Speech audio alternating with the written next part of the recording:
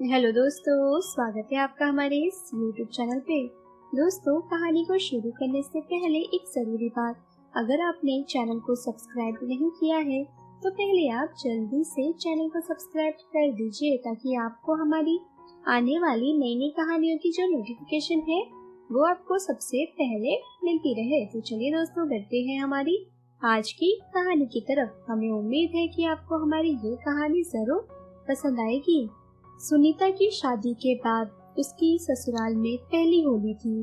उसके वहाँ का रिवाज ऐसा था कि सास और बहू होलिका दहन वाले दिन साथ नहीं रहते थे, इसलिए पहली होलिका दहन के समय सुनीता को पीहर जाना पड़ा।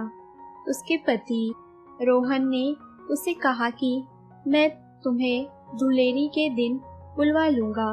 तो सुनीता ये बात सुनकर बहुत खुश हो गई, क्योंकि वो खुद भी ससुराल में पति के साथ ही होली खेलना चाहती थी। होलिका दहन के अगले दिन यानी कि धुलेरी पर रोहन घर परिवार के लोगों को संभालने में और अपने दोस्तों के साथ होली खेलने में बहुत ही ज्यादा व्यस्त था, इसलिए उसने अपने भतीजे प्रवीण को सुनीता के पीहर उसे लाने के लिए भेज दिया। प्रवीण यह बात सुनकर बहुत खुश हो गया और बिना वक्त गवाए वो सुनीता को लेने पहुंच गया। प्रवीण तो सुनीता के पीहर जाने के लिए बहुत उत्सुक था, लेकिन उसे ये नहीं पता था वहां जाकर उसके साथ क्या होने वाला था। जैसे ही प्रवीण सुनीता के घर के बाहर रुका, ऊपर से किसी ने उस पर रंग भरी पानी की बाल्टी फेंक दी। वो कुछ समझ पाता उससे पहले ही सुनीता के पीहर वालों ने उसे बुरी कदर से रंग दिया। तब प्रवीण ने भी सोचा कि चाची के पीहर में तो होली ही की खूब धूम है। अब जब सबने रंग लगा ही दिया है तो मैं भी खुलकर यही होली खेल लेता हूँ और चाची को भी रंग लगा दूंगा। वैसे भी प्रवीण का स्वभाव बहुत ही अच्छा था। वो बहुत मजाकिया किस्म का व्यक्ति था। जहाँ भी जाता सबको खूब हंसाता और पूरा माहौल ही खुशनुमा बना देता था। ऐसा ही कुछ उसने सुनीता के पीहर में भी किया। सबके साथ उसने जमकर होली खेली और सबको खूब रंग लगाया। आखिर में बच गई थी तो सिर्फ सुनीता। वो ससुराल जाकर अपने पति के हाथों से होली खेलना चाहती थी, लेकिन जब प्रवीण ने देखा कि सभी पूरी तरह रंग चुके थे और सिर्फ उसकी चाची ही बेरंग खड़ी थी, तब उसने जाकर सुनीता को रंग लगाना चाहा। प्रवीण को अपनी ओर आता देख सुनीता घबरा गई और इधर उधर भागने लगी। प्रवीण ने कहा कि चाची, इधर उधर भागने से कुछ नहीं होगा, आपको रंग तो मैं ही लगाकर ही रहूंगा, देख लेना। हालांकि सुनीता तो चाह रही थी कि रोहन ही सबसे पहले उसे रंग लगाए, लेकिन उसे रोहन पर गुस्सा भी आ रहा था, क्योंकि वो चाहती थी कि उसे लेने उसका पति ही आए, लेकिन उसने तो प्रवीण को भेज दिया। सुनीता सोच विचार कर रही थी। इतने में प्रवीण ने पक्का रंग लेकर उसे जमकर रंग दिया। प्रवीण का अपनी चाची को रंग लगाने में इतना सलीका और अदब था कि सुनीता को भी कुछ अजीब नहीं लगा। वैसे भी उन दोनों में बहुत अच्छी पड़ती थी। हम उम्र ही थे दोनों, इसलिए दोनों एक दूसरे से अक्सर हंसी मजाक करते ही रहते थे। दोनों चाची भतीजे ने एक दूसरे को खूब रंग लगाया। सभी परिवार जनों के साथ खुलकर होली खेली और खूब नाचे, खूब मस्ती हुई। सुनीता कहने लगी कि प्रवीण, आपने मेरे घर में तो खूब रंग जमा दिया है, अब चलिए ससुराल, रोहन हमारा इंतजार कर रहे होंगे।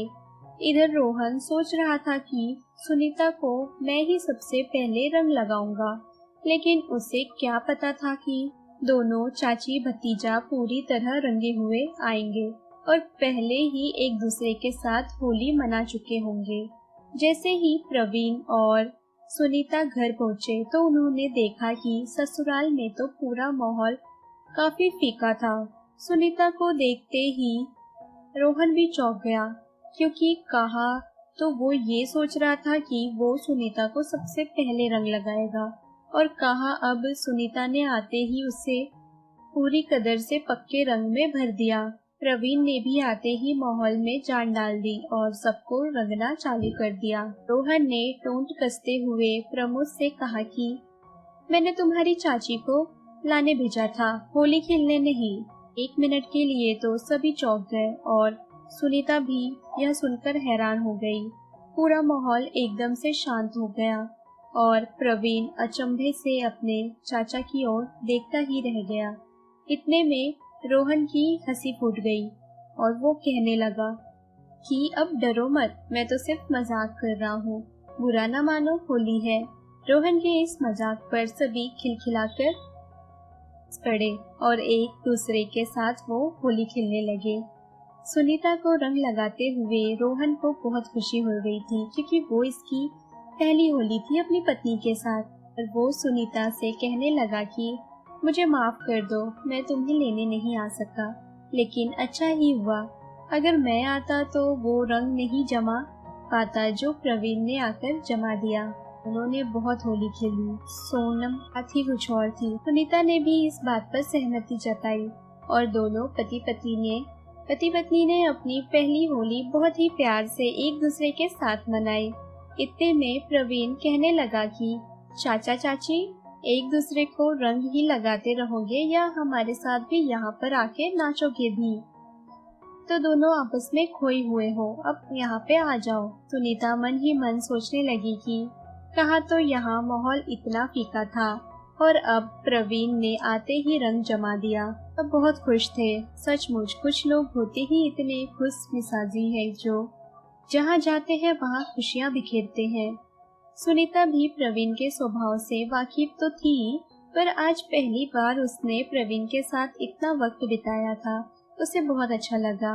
वो इस बात से बहुत खुश थी कि उसके भतीजे ने उसके साथ खुलकर होली मनाई, खूब रंग लगाया, लेकिन उसने छूने में किसी भी तरह की कोई नजर या गंदगी नहीं थी, बल्कि था तो सिर्फ अपनी चाची के लिए सम्मान। रिश्ते की मर्यादा को प्रवीण ने नहीं लांघा और पवित्रता बरकरार रखी।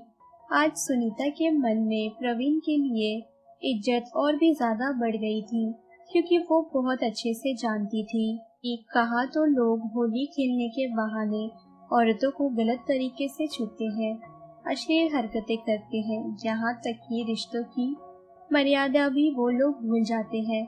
और कहाँ मेरा भतीजा प्रवीण जैसे लोग जो जहाँ जाते हैं सिर्फ खुशियाँ ही बिखेरते हैं और दूसरों को खुश रखते हैं। परिवार के सभी लोगों ने जमकर होली खेली और प्रवीण के आ जाने से होली का मजा दुगना ही हो चुका था।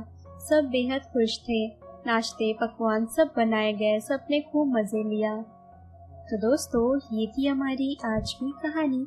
अगर आपको हमारी ये कहानी पसंद आई हो तो कहानी को लाइक और शेयर करना ना भूले दोस्तों, अगर अभी भी आपने चैनल को सब्सक्राइब नहीं किया है तो पहले आप जल्दी से चैनल को सब्सक्राइब कर दीजिए, ताकि आपको हमारी आने वाली नई नई कहानियों की जो नोटिफिकेशन है वो आपको सबसे पहले मिलती रहे। तो चलिए दोस्तों, हम फिर मिलेंगे अपनी एक और नई कहानी के साथ।